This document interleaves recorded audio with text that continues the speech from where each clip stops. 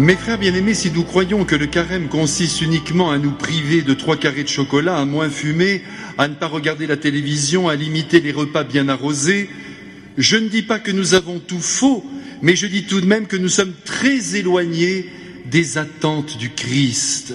En vérité, ces 40 jours qui nous sont offerts, et désormais il ne nous en reste plus que 14, existent pour que nous pénétrions davantage dans la sagesse que notre Seigneur a exprimée durant sa vie terrestre et qui est tout entière contenue dans le Saint Évangile.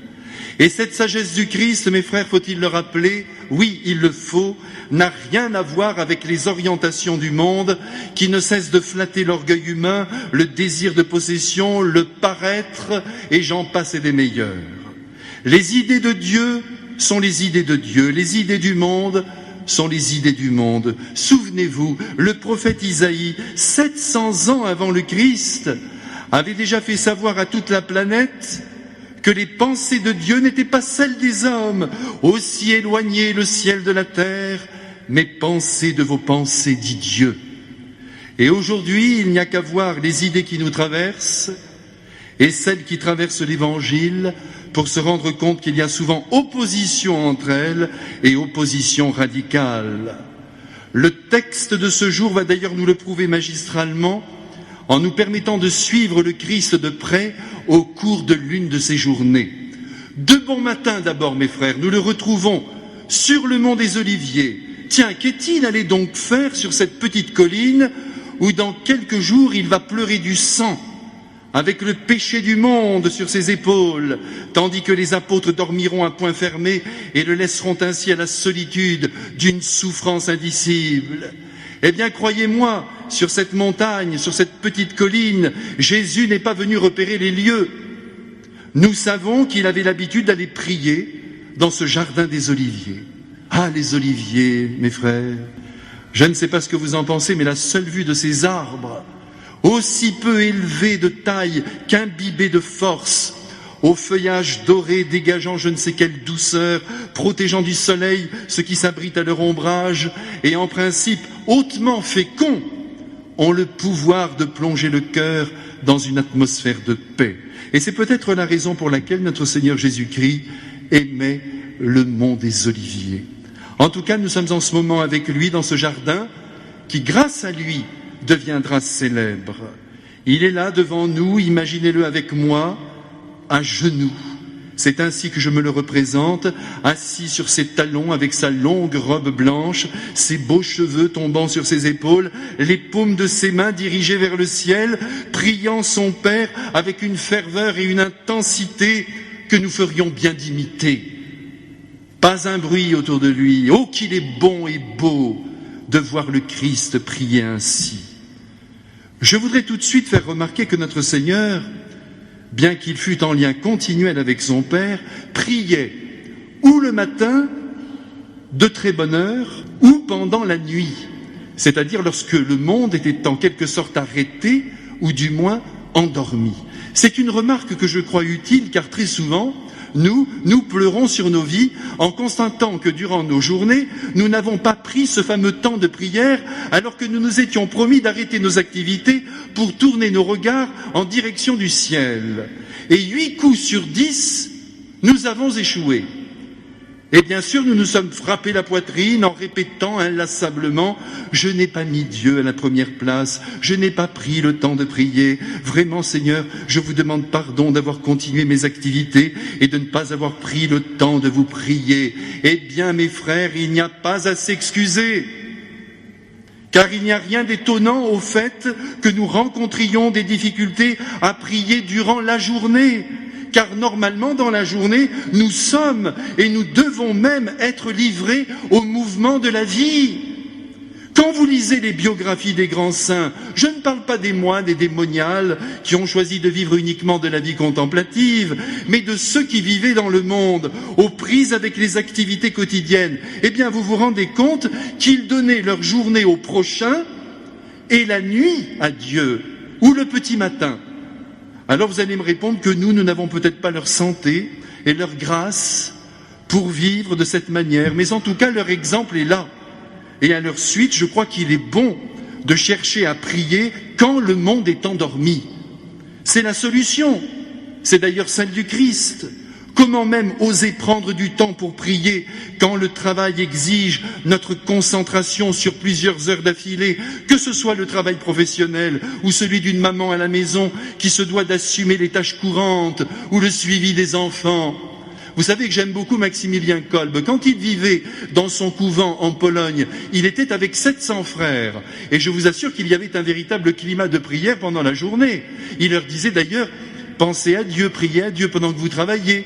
Mais il leur disait aussi, vous pouvez aussi dire des Ave Maria, mais si au moment où vous épluchez les carottes, vous dites des Ave Maria et vous les épluchez de travers, arrêtez de prier. Ce qu'il faut, c'est bien faire son travail. J'espère qu'en vous disant cela, mes frères, cela vous aide et que vous allez repenser votre organisation de vie et cesser de vous reprocher jusqu'au dernier souffle que vous n'avez pas pris dans la journée le temps de prier. Dans la journée, encore une fois, on travaille, on se donne aux autres, tout en restant, bien sûr, unis à Jésus et à Marie. Et le soir, ou le matin très tôt, alors là, on s'unit au Christ très intimement, car ce sont là les moments privilégiés pour livrer notre cœur à son cœur. Ce matin, donc, dans l'Évangile, Jésus nous donne l'exemple. Avant de descendre au temple et d'enseigner son peuple, il prie tout seul comme un grand. Évidemment, si nous voulions l'imiter, ce qui serait une bonne chose, cela supposerait que nous nous levions un tout petit peu plus tôt ou que nous nous couchions un tout petit peu plus tard. Sans exagération, mes frères, je vous en supplie, car l'équilibre humain est à respecter si on ne veut pas perdre les pédales et devenir, en raison de notre nervosité, une plaie pour les autres. Mais ceci bien en place, maintenant, il faut que nous avancions. Jésus vient donc de se relever de sa prière et ses activités peuvent donc commencer. A-t-il alors pris avec les apôtres un petit déjeuner? C'est possible. Une décoction de je ne sais quelle plante, accompagnée de quelques dattes, de quelques noix, un bon morceau de pain bio, à la farine complète, ça c'est sûr. Mais surtout au cours de ce petit déjeuner, ce qui est visible sur le visage de tous, c'est la joie de vivre et d'aimer, malgré les difficultés et les épreuves qui s'amoncellent. Car il faut bien dire ici que la vie publique du Christ, qui dura, comme vous le savez, 3 ans, n'a été qu'une succession d'épreuves. Et notamment, ce sont les plus difficiles à supporter, des épreuves venues d'opposition, jaillies du monde pharisien, c'est-à-dire du monde le plus religieux qui soit. Il faudrait dire des plus fidèles parmi les fidèles, qui entendaient suivre à la lettre la loi édictée par Moïse. Précisons tout de suite, mes frères, que ces pharisiens, que nous connaissons bien à force de les croiser dans l'Évangile, ne sont pas du côté de la radicalité de la loi, c'est-à-dire de ce qu'il y a en elle de plus brûlant. Non, ils sont du côté de l'étroitesse, de la lettre de la loi. Certes, ils entendent eux-mêmes appliquer la loi jusqu'au moindre iota, mais surtout, ils veulent la faire appliquer aux autres, à la manière de juges implacables, sans aucune accommodation. Dieu te demande ceci, fais ceci. Tu as fait ça, tu mérites ça. Autrement dit, les pharisiens sont pour l'exercice d'une justice inintelligente, qui ne tient compte de rien ni de personne, si ce n'est de la loi elle-même. Mes frères, j'aime à vous redire que ce n'est pas là la manière de Dieu. Pourquoi n'est-ce pas sa manière? Eh bien, tout simplement parce qu'il peut y avoir de l'injustice à juger les choses en stricte justice. Voyez que j'ai bien fait de vous rappeler tout à l'heure que les pensées de Dieu ne sont pas les nôtres. Et j'en tiens la preuve. Nous voici à présent en chemin avec le Christ qui se dirige vers le temple. Et inévitablement, comme toujours, la foule vient à sa rencontre. C'est dit dans l'Évangile, le peuple venait à lui. Que voulez-vous? Le cœur humain cherche l'amour et la lumière de la vérité aussi. Et quand ces deux réalités s'entremêlent, le cœur est toujours au rendez-vous. En voyant cette foule avide de vérité et d'amour, Jésus se met donc tout de suite à enseigner en pleine campagne, quand soudain il est interrompu par de grands cris. Ici, il faut que je vous raconte la raison de ces cris, en revenant un tout petit peu en arrière. Un pharisien qui passait devant la fenêtre d'une maison a vu une femme qu'il connaissait coucher avec un homme marié. Pardonnez-moi ce terme, mais il n'y en a pas d'autre. Ou peut-être cette femme était elle-même mariée et avait-elle décidé d'aller dans les bras d'un homme qui n'était pas le sien. Ni une ni deux, ce pharisien la prend par les cheveux et, accompagné de sa clique religieuse, il la traîne jusque devant les yeux du Christ. Je la vois, cette femme, avec sa chemise de nuit tombant jusqu'aux pieds. Pauvre femme, humiliée devant une foule qui ne sait que penser, mais prête tout de même à juger sans compassion. Mes frères, si ce matin quelqu'un parmi nous se disait « Ce pharisien a bien fait, cette femme a ce qu'elle mérite », le moment serait venu pour ce juge chrétien de se redire que ses pensées ne sont pas celles de Dieu et qu'il doit donc se corriger. Mais revenons à la scène évangélique. Jésus, qui avait la réputation de se placer au-dessus de la loi. En vérité, il vivait la loi, mais dans sa profondeur, va donc être mis à l'épreuve par le pouvoir religieux. Cette femme, lui demandent les pharisiens, cette femme qui était dans le lit d'un autre, elle est bien adultère, non? Moïse nous a dit de la lapider. Alors toi, qu'est-ce que tu en penses? Et avec les pharisiens, mes frères, ici, il faut bien avouer que le fait est objectif. Cette femme a effectivement couché avec un homme qui n'est pas son mari. L'adultère est bien là. La faute a été objectivement commise. Cependant, avant de donner sa réponse, Jésus, comme nous le savons bien, se penche sur le sol et de son doigt trace quelques signes ou écrit quelque chose. Cette attitude de Jésus a été largement commentée par les pères de l'Église et des milliers d'interprétations ont été données. Qu'écrivait-il? Ce matin, si vous le permettez, nous ne chercherons pas à pénétrer ce mystère qui va le rester jusqu'au jour où nous pourrons demander à Jésus lui-même dans la gloire ce qu'il écrivait sur le sol. Ce que l'on peut dire en tout cas, c'est qu'il a fait par là diversion et qu'il a donc choisi de ne pas répondre à chaud à ces pharisiens butés, prêts à tuer une femme à coups de pierre. Ah, c'est terrible, mes frères, quand la haine masculine tombe sur la fragilité féminine, fût-elle coupable. Ici, comment ne pas penser aux heures affreuses de l'épuration qui eurent lieu dans notre pays après la guerre de 39-45, lorsque les pharisiens de la République sont allés chercher toutes les femmes qui avaient eu des relations charnelles avec les Allemands.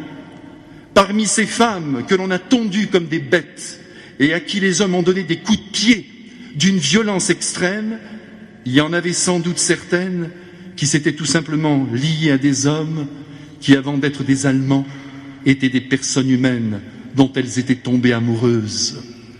Là, nous comprenons, mes frères, qu'avec le secours de la loi, on peut en venir à frapper à mort des innocents. L'idéal est évidemment de ne frapper personne et de laisser à Dieu l'œuvre du jugement. D'ailleurs, regardons maintenant comment Dieu juge. Après ces hiéroglyphes dessinés de son doigt sur le sol, Jésus se redressa et au lieu de s'occuper du sort de cette femme, et là il fut vraiment génial, il s'intéressa à ses accusateurs barbus avec une finesse qui ne peut venir que de Dieu, et en leur demandant que celui d'entre vous qui est sans péché soit le premier à lui jeter la pierre, il voulait dire au fond à tous ceux qui s'érigeaient en juges de leurs frères, pardonnez-moi mais je vais être un tout petit peu grossier, mais il le faut pour la circonstance, occupez-vous de vos fesses. Autrement dit, toi qui juges, regarde-toi d'abord dans la glace avant d'aller chercher l'impureté dans la vie des autres. Tu crois être pur, c'est cela ton drame, alors que tu ne l'es pas. Tu n'as peut-être couché avec personne, mais par le simple fait de juger ton frère ou ta sœur et de te situer dans le camp des justes, au-dessus d'eux, tu prouves par là que tu n'es pas pur. Tu t'imagines être sans péché, tout cela parce que tu jeûnes 2 fois par semaine, parce que tu donnes ton chèque à la synagogue, parce que tu offres des sacrifices au temple, parce que tu pries. Mais ce qui se passe dans ta petite tête n'est pas si beau que cela. Ici-bas, dit le Christ, sachez-le, Tout le monde est déficient, tout le monde est pécheur dans un domaine ou dans un autre, tout le monde est fragile, et en particulier dans ce domaine de la chair. Et c'est vrai, mes frères, c'est vrai. Jésus a raison de nous secouer aujourd'hui en nous redisant qui nous sommes. Ne jouons pas les purs. Qui, ici, dans cette église, durant sa vie, n'a pas désiré une autre personne que son mari ou sa femme, même quelques secondes? Même le prêtre n'est pas exempt de désir. Ici-bas, je le redis volontiers, personne n'est au point sur ce point. Et il se peut très bien que si l'occasion se présentait, beaucoup d'entre nous, sur le plan charnel, pourraient tomber dans l'adultère. Peut-être que nous sommes sauvés par le jeu des circonstances et par des grâces spéciales que Dieu nous accorde. Comment alors ne pas comprendre celui qui est tombé et qui au fond nous ressemble? Nous pourrions être à sa place. Voilà la vérité. Et puis arrêtons de mettre le projecteur sur la relation charnelle. Vous avez remarqué comme moi aujourd'hui que face à cet adultère constaté, Jésus répond aux pharisiens que celui qui est sans péché lui jette la première pierre. Il n'a pas dit que celui qui n'a jamais commis l'adultère lui jette la première pierre. C'est dire qu'en quelque sorte, tous les péchés sont à égalité. Vous avez un homme qui est faible sur le plan charnel, vous en avez un autre qui est orgueilleux ou un prétentieux de première, celui-ci aime l'argent de manière inconsidérée, cet homme les honore et cet autre est égoïste à n'en plus finir. En vérité, je vous le dis, tout cela se vaut. Il n'y a pas plus grave et moins grave, il y a le péché point barre. Et maintenant on ne peut que saluer les pharisiens pour une fois, qui fichent le camp les uns après les autres, à commencer par les plus vieux, qui ont donc le sens de ce qu'ils sont. Le résultat, c'est que Jésus se retrouve seul face à cette femme. Et il va prononcer alors cette phrase complètement folle. Il n'y a pas d'autre adjectif que personne parmi nous n'aurait osé articuler. Écoutez-la, elle sort de notre Dieu. Moi non plus, dit le Christ, je ne te condamne pas. Et puis tout de suite après, il y a le fameux « va et ne pêche plus ». Mes frères, imaginons que nous soyons des êtres bons. On peut rêver. Eh bien, je vous assure que malgré notre bonté, nous aurions dit à cette femme, alors c'est bien entendu, tu regrettes ton geste. Tu as bien compris que c'était une faute grave. C'est bien clair au moins dans ton esprit. Vraiment, tu m'assures que c'était une erreur dans ta vie. Et ensuite, et seulement ensuite, nous lui aurions peut-être dit à mi-voix, pour ne pas donner le mauvais exemple, eh bien moi non plus, je ne te condamne pas. Mais voyez, je ne suis même pas sûr que l'on aurait osé prononcer cette phrase. Tandis que Jésus, lui, commence par dire « je ne te condamne pas ». Autrement dit, ce que tu as fait ne mérite pas une condamnation de la part de Dieu. Il faut simplement que tu te reprennes et que désormais tu marches dans la lumière. Mes frères, ce regard divin n'est vraiment pas le regard humain.